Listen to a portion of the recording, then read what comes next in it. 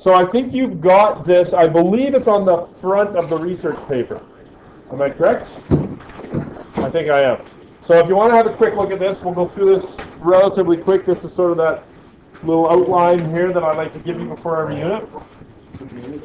So we're looking at electric fields. And you are to define the electric field strength E as a force per unit of charge in newtons per coulomb. The electric force is given by Fe equals QE in the lines of force used to draw the field. There's a new formula for you. The field between two parallel lines is described. Students examine problems involving both gravitational and electric forces and describe Millikan's experiment and the elementary charge. So that's part of that research project. You need to be able to define the electric field qualitatively as a region of space around a charge where a positive test charge experiences force. That's basically, you need to be able to define an electric field in words. That's it. A region of space around a charge where a positive test charge experiences a force. You need to be able to diagram electric fields using lines of force with respect to a positive test charge. This includes single point charges, near two like charges, near two unlike charges, between a single charge and a charged plate, and between two oppositely charged parallel plates. Those should not be single bullets, there are separate bullets. I'm not sure why they are.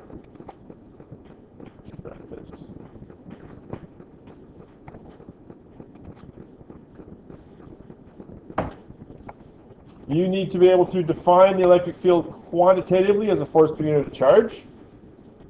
In other words, electric fields are measured in newtons per coulomb. You have to be able to solve E equals F over Q problems and solve problems using the unit field concept. Again, this formula and that one are the same thing, just rewritten in a different structure, that's all. Solve problems for the motion of charges between parallel plates when the net force is equal to the electric force plus the gravitational force. That sounds complicated. A little bit. All it is a small object that's falling, so there is a gravitational force on it, and there's also an electric force which is either pulling it down even more so, or pushing it up, or maybe even suspending it in midair. So it's really just adding two forces together. It's really just a vertical, similar kind of thing to net force being an applied force and a friction force in opposite directions. It's really kind of what it's analogous to. You need to be able to describe a simplified version of Millikan's experiment for the determination of the elementary charge, and that's going to be in that research project that you do. However, I may ask you one or two questions on the test or the exam about our friend Millikan. Is that his name? Is Millikan his name? Yeah. Yes, Robert Millikan, I believe. Am I right? Anybody got a date? Bob Millikan. Bob Millikan, yes. Did anybody discover the controversy regarding Millikan's experiment yet? Yes? Do you want to share a little bit, Randy? Well, that's part of it, yeah. Yeah, we're talking about the controversy about his experiment. Yeah. I'll let you. Well, I don't want to spoil the surprise, so. Following is difficult to spell because I sometimes look like L's. Yeah. And you need to be able to define the elementary charge and convert between elementary charges and coulombs, named after Charles Coulomb. Coulomb is the unit of charge, Charles Coulomb, yes. And we're going to learn more about elementary charges very soon. Do you have this handout? No. All we have is just this one. Okay. Alrighty, so electric fields and potential. Now, I have to warn you, there's a lot of potential for jokes in this unit. I'm positive. You see what I mean? Oh my god, I get it now. The space around a strong magnet is different from how it would be if the magnet were not there. Put a paperclip in the space and you'll see the paperclip move. The space around a black hole is different from how it would be if the black hole were not there. Put yourself in that space and it'll be the last thing you do.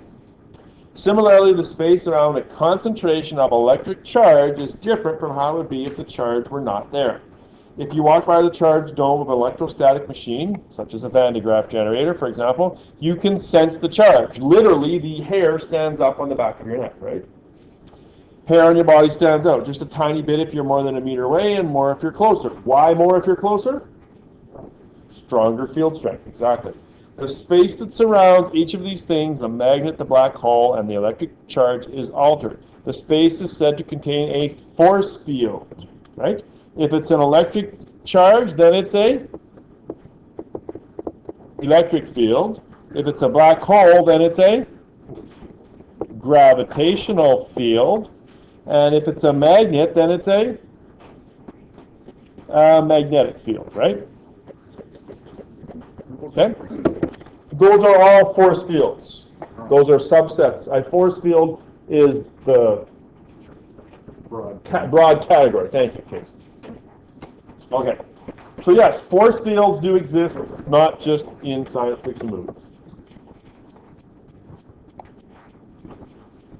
The force that surrounds a mass is a gravitational field. If you throw a ball into the air, it follows a curved path.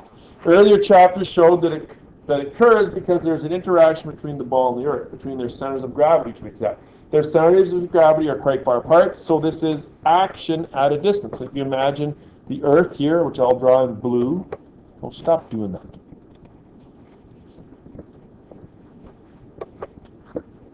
There's Earth, there's the moon, right? The moon is in, stop taking pictures.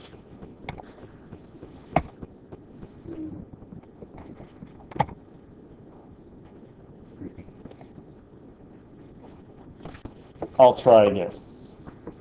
There's the Earth, there's the moon, right? The Earth has a gravitational field. And the moon is inside that field, right? And it interacts with that. Is the moon touching the Earth? No, of course not, right? So we would say, because their centers of gravity are quite far apart, we would say that this is action at a distance, or even if you want, a force at a distance. I cannot use my Jedi powers to, pick up a coffee cup over there, right? I have not quite mastered that. I do not have action at a distance, force at a distance capabilities. Earth does have such a capability, right? Is the ball in contact with the Earth right now? The tennis ball in my hand? Yeah. No, it's not in contact with the Earth right now. It's sitting in my hand. Put your thing to the Earth. Well, I am, but it's not physically touching the Earth. But if I let it go, obviously it falls towards the Earth, right? Because the Earth has a gravitational field. So this again is some action at a distance. We find nothing amusing about this at all. Nothing unusual. If I pulled the coffee cup towards me like that, that would be unusual. It would be. One of these years, I'm going to work up a magic trick where I can actually do that. I know, one of these years. Okay, the idea that things not in contact could exert force on one another bothered Isaac Newton and many others. Does it bother you? Yeah, you've sort of grown up with it. The concept of a force field eliminates the distance factor. The ball is in contact with the field at all times. We can say that the ball occurs because it interacts with the Earth's gravitational field, or the moon interacts with the Earth's gravitational field. The field extends beyond the Earth. It's common to think of distant rockets and space probes as interacting with gravitational fields rather than with the masses of the Earth and other astronomical bodies that are responsible for the fields. Just as the space around the Earth and every other mass is filled with a gravitational field, the space around every electric charge is filled with an electric field, a kind of aura that extends through space. So the reason we do these fields, or these topics sort of one after the other, is gravity is a field, electricity, electric fields, and then when we get into magnetism, there are magnetic fields. In figure 33.2, a gravitational force holds a satellite in orbit around a planet. This one right down here on the left. And an electric force holds an electron in orbit around a proton down here. Very, very similar. In both cases, there is no contact between the objects, and the forces are acting at a distance. Now, what is the distance between a planet and a satellite? Generally quite large. What is the distance between a proton and electron? Generally quite small. Doesn't really matter. It's still a field concept. Putting this in terms of the field concept, we can say that the orbiting satellite and the electron interact with the force fields of the planet and the proton and are everywhere in contact with these fields. So what I'd like you to do is take your pen or your pencil, and I'd like you to actually draw those fields in. Right?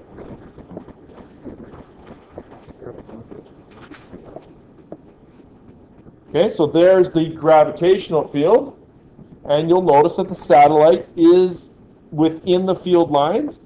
Similarly, the electric field, or the electron, is interacting with the electric field of the proton. And because they are oppositely charged, the electron is attracted to the proton.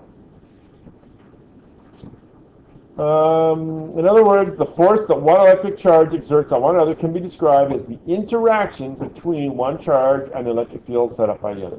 So the force is produced by the field, hence the name force field. Pretty exciting.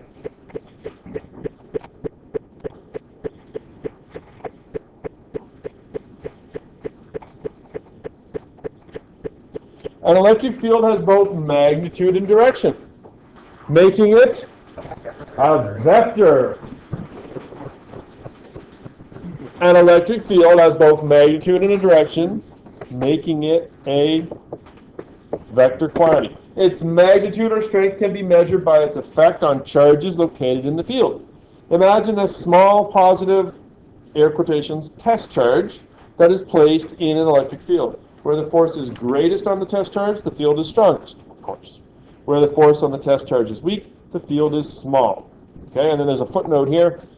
The strength of an electric field is a measure of how great a force will be exerted on a small test charge placed in the field. The test charge must be small enough that it doesn't push the original charge around and thus alter the field we're trying to measure. Okay, so in other words, if you are trying to measure the electric field of a positive object, you must use a very, very tiny charge. It doesn't have to be tiny in size, it has to be tiny in charge, because if it was giant in charge, then what would it do?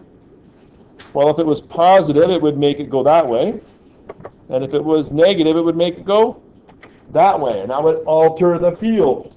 So it must be small. It must be small.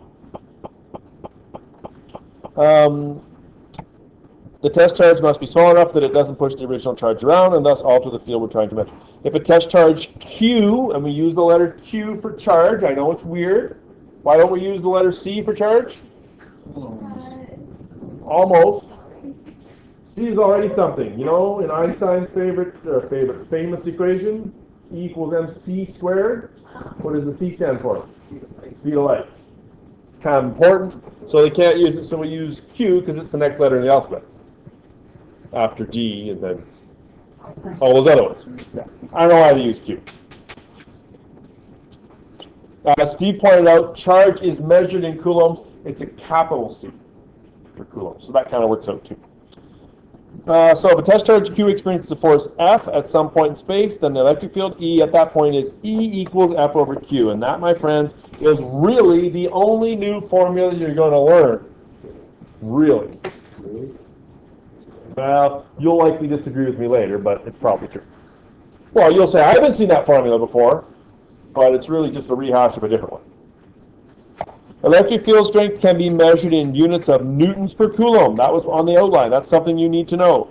Newtons per coulomb. How much force per unit of coulombs is a measure of charge. The next chapter will show that it's equivalent units of volts per meter. We may or may not get that far.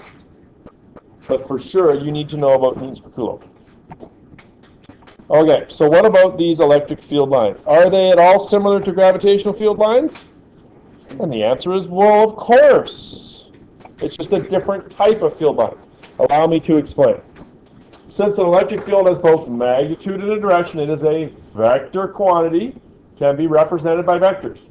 The negatively charged particle in figure 33-3 top, this one right here, is surrounded by vectors that point toward the particle.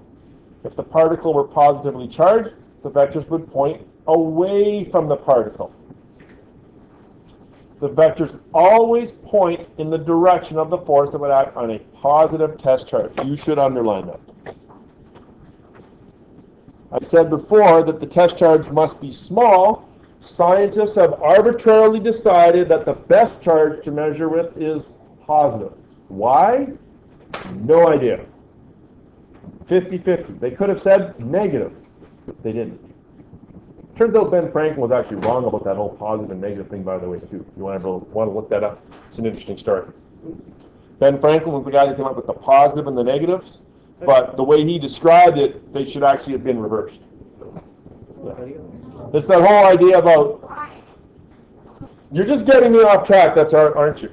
I actually want to learn about it. You actually want to learn about it? It has to do, I don't know the whole story entirely. I shouldn't sort of come off like I know it. It has to do with,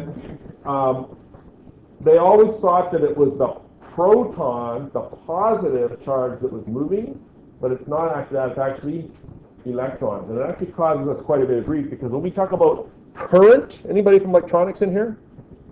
No? Yeah, right? Do you know about current? Do you know about electron flow? Somewhat. Do you know what the difference is? Kinda. Well, current goes in one direction. Not really true.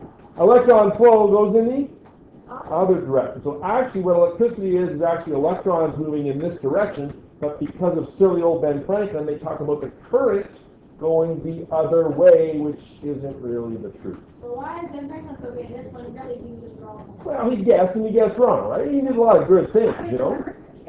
You know, like, I mean, he did a lot of smart things, like flying on that kite in the thunderstorm. That was a smart thing. He didn't do that, and it wasn't very smart either. Stupid to do that. No, nobody did it. He just said, if you did it, this is what would happen. He was smart enough not to do it, actually. I thought he did it. No. He was much smarter How than did that. you do it? All right, so anyways, back to my vector diagrams. So I'm going to reread this here because we've gotten completely off track. So the negatively charged particle in figure 33 dash top is surrounded by vectors that point toward the particle. See that negative charge right there? See all these vectors pointing towards it? Why do they point towards it? Because we always measure the direction of a force that would act on a positive test charge. If I were to put a positive test charge right there, it would be attracted to that negative and it would go towards it. Okay? Now, if you look right here, right at that point there, how long is that vector right there? Not very long. It's short, indicating that the force on it would be very small or very little. Here, the vector is much longer. It's stronger. But that's the force that if it was right there.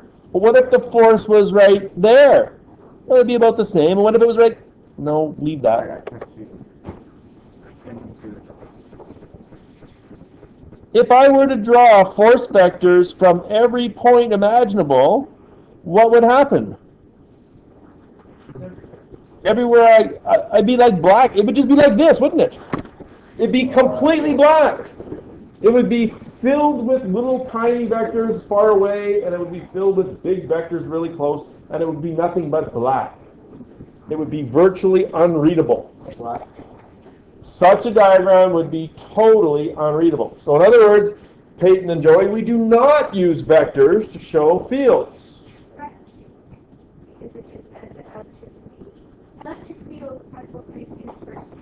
True enough. But to diagram it is useless, because if you were to diagram all the individual vectors, you would just have a massive sea of black. Okay? So, how can we get around this? A more useful way to describe an electric field is with electric field lines or lines of force, like this. They coincidentally look exactly the same because they're arrows. But do not mistake this for a vector. That is not a vector. It is an arrow that represents a line of force or an electric field line. I know it's a difficult concept to separate. Okay? Vectors would be everywhere. Now, does this vector show this, because it's long like that, does it show that it's strong? Does this arrow, who said that? Very good, Joey. Take the rest of the day off. Does this arrow show, the length of that arrow show how strong it is? No. Why no? Because it's not a vector. Field lines show strength by what? How close they are together. If this was a stronger field, then the lines would have to be closer together. Okay? They are not vectors. The length doesn't matter. It's how close they are together. They're field lines. So the more lines, stronger The the field. greater the density of lines. Yes, the more lines. The more lines per unit of area. Okay. So, where the lines are farther apart, the field is weaker. For an isolated charge, the lines extend to infinity. In other words, these arrows right here, and I'm glad I said arrows, not vectors, these arrows actually go forever like this, right? Because the length doesn't matter. What really matters? I'll go there. How close they are together.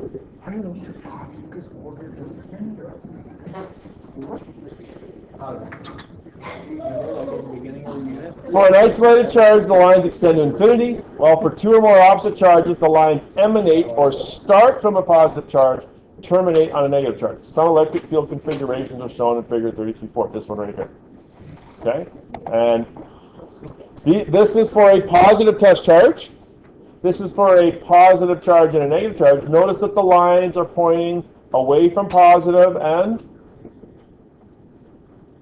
towards the negative. You can also think about if I were to put a positive test charge right there, which way would it go? It would go towards the negative. Okay? If you've got, these are what we call electric plates. If you've got like a metal plate on one side and a metal plate on the other side, and one's positive and one's negative, then these are actually field lines. Any positive charge over here would go flying over towards the negative plate. Would it just go to the... It would go over there and it would stick to it, right? Okay? Any questions about any of that? I've thrown quite a bit at you. Whoopsie. Oh, that was a mistake. The electrons. Hey, I don't understand what you're saying. the opposite what you told us before. What did I tell you before? That the positive always comes out and the negative always goes in. The current flows from positive to the negative, but Yeah, don't you know what? Don't even worry about the current stuff. This is dumb. Don't even worry about that. negative, positive, and chemistry is positive. Well, no, that's a bit of a oversimplification there, yeah. This is gonna be- Don't worry, you guys. Just be aware that there are some issues with that stuff. You might need to edit this part out of it. It's fine.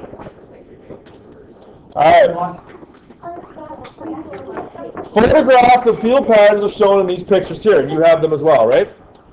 The photographs show bits of thread that are suspended in an oil bath surrounding charged conductors. The ends of the bits of the thread are charged by induction and tend to line up end to end with the field lines like the iron filings in a magnetic field. Have you ever taken magnetic little steel bits and put them in a magnetic field? No. Okay. They are cool, yes. Well, if I get to magnetic fields, I'll gladly show them to you.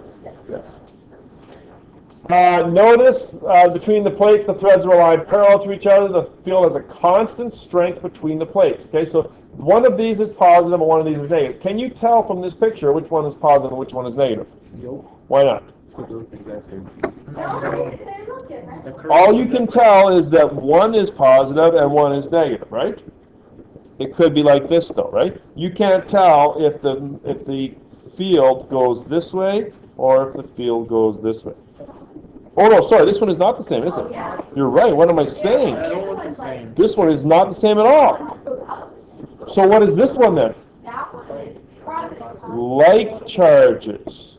I wonder if I made that mistake on purpose. Those ones are like charges, right? If there was a positive test charge, if you put a little positive guy right here, what would he do? He would follow those lines. He would go like this. He would get away, as my old chemistry teacher used to say. Repel. Ooh, yeah. Yeah. But if there are opposite charges, they would be, oh, attracted.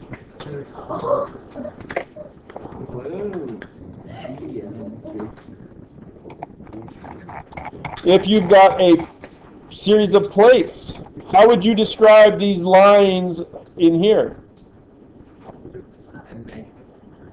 Think about a mathematical term of lines. Linear. They're lines, of course they're linear. You can also be curved lines. They're straight though. Said nothing. Yes.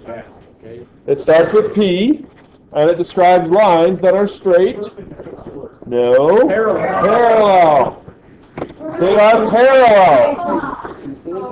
And if the lines are parallel, what does that imply about the strength of the field? 90-degree angle. No. Is the strength of the field, when you've got something like this, like here the lines are really close together, out here the lines are farther apart. The strength here is strong, the strength here is weak. What's the strength like inside there? The same. Bonus marks for Zach. Why the same? Because they're the same distance everywhere. They're the same distance there and there and there and there and there, and even though I didn't draw it perfectly exactly, but you get the picture, right? They're the same distance apart. They are parallel. Okay, here we have a plate and a circular thing, and you can see you've got some curvature going on there as well. Alrighty. So, if our only concern for electrical forces were limited to isolated point charges, the electric field concept would be of limited use. The force between point charges is accurately described by Coulomb's law, which just happens to be F equals K Q1 Q2 all over R squared. You don't need to worry about that. That's a grade 12 concept. It's strikingly similar to Newton's law, which I also said you don't need to worry about, which you may remember being Gm1 M2 all over R squared. Okay, strikingly similar. This is Newton's universal law constant, extremely small. This is what we call Coulomb's constant, K. Yeah, K. No, it's K. I started with the Q and then I wrote it's K. So, the force between point charges is actually described by Coulomb's law, this one right here. But charges most often are spread out over a wide variety of surfaces. Charges also move. We call that electricity. This motion is communicated to neighboring charges by changes in the electric field that emanate at the speed of light. It's fast. As later chapters will show, the electric field is a storehouse of energy. The energy can be transported over long distances by an electric field, which may be directed through or guided by metal wires or directed through empty space. Okay, so an electric field fills, here's a kind of a summary. An electric field fills the space around every electric charge. Does my tennis ball that is right here, does my tennis ball have an electric field around it? Yes. Probably not. It's pretty electrically neutral, right? If I rubbed it on my head, I might give it a small static charge, but would you notice it? Not with my head. Does it have a gravitational field around it? Yes. Can you see it? No. Is it really tiny? Yeah, like nothing's going to be attracted to this little tiny tennis ball. It's not near big enough, right? Fair enough. Okay, so an electric field fills the space around every electric charge. The field is strongest where it would exert the greatest electric force on a test charge. Where does it tend to be strongest? Right close to it. The direction of the field at any point is the direction of the electric force on a positive test charge. It is always positive. Why? They just pick one and that's what it is. It's like green meaning go. It doesn't have to be. It's just a choice that we made, arbitrary. An electric field can be represented by electric field lines. Please know the difference between electric field lines and vectors. The electric field inside a conductor is zero. Any static net charge is all on the outside surface. Also, a charged object has electric potential energy by virtue of its location in an electric field. The electric potential or voltage at any point in an electric field is the electric potential energy per unit per charge for a charged object at that point. That's a little bit way out there. Don't worry so much about that. Okay, so there are some review questions here that are basically based on what we just went through. You should, at the very least, read them and have a vague idea of the answer. At the very most, you should write out what you think the answer is. I will gladly go through those answers tomorrow if you have a little bit of time. Okay, so there's 7 of those questions. These ones tend to should be more easy to answer questions. These ones are a little more challenging, hence the name Think and Explain. These are go look up and regurgitate. Think a little bit, write down something. These are Think and Explain. They are a little more hard. I will gladly go through those as well tomorrow, but at the very least you should have read them and thought about them at least for 3 seconds each. 3 seconds each, minimum. That's not thinking, that's counting. All right. If you feel that you don't want to do that, if you want to work on milk, can be my guest, but be aware, these are the things I expect you to know.